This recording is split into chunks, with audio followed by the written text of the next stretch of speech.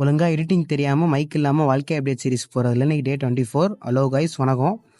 இன்றைக்கி பார்த்தீங்கன்னா சண்டே, நம்மளுக்கு வந்து அவுட்டிங் இருந்துச்சு. சரின்னு கீழே வந்துட்டு கேட் பாஸ்லாம் கொடுத்து சைன்லாம் போட்டு ரிஜிஸ்டரில் வெளில கிளம்பியாச்சு. நம்ம பஸ் ஸ்டாப்புக்கு ஹாஸ்டல்லேருந்து கொஞ்சம் தூரம் நடந்து போனோம். கொஞ்சம் தூரம் நடக்க ஸ்டார்ட் பண்ணோடனே ஒரு பஸ் ஆப்போசிட்டில் வந்துச்சு. சரி, கை நீட்டி பார்ப்போம் நிறுத்துறாரா டிரைவர்னு அப்படின்னு ஒரு நம்பிக்கையில் நீட்டினோம். பரவாயில்ல, நிறுத்திட்டாரு. அவருக்கு ஒரு கும்பிடுன்னு பஸ்ஸில் ஏறியாச்சு. அப்புறம் பஸ் ஏறிட்டு ஸ்ட்ரைட்டாக நாங்கள் வந்து ஃபஸ்ட்டு ஸ்பாட் எங்கன்னு பார்த்தீங்கன்னா இந்த முட்டை பப்ஸ் சாப்பிட தான்.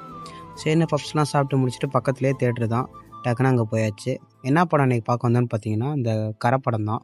அப்புறம் பக்காவாக படம்லாம் பார்த்து முடிச்சுட்டு பாய்ஸ் கூட ஒரு ஸ்னாப் எடுத்துகிட்டு ஸ்ட்ரைட்டாக அந்த பஞ்சாபி தாபாவுக்கு வந்துட்டோம். சரி பசின்னு பக்கத்துலேயே இருந்துச்சுன்னு அங்கே போயிட்டு நான் ரொட்டி சிக்கன் ஃப்ரைட் ரைஸ்னு ஒரு பொடி எல்லாத்துலேயும் பிடிச்சாச்சு. அப்புறம் அண்ணா மனமாக சாப்பிட்டு முடிச்சுட்டு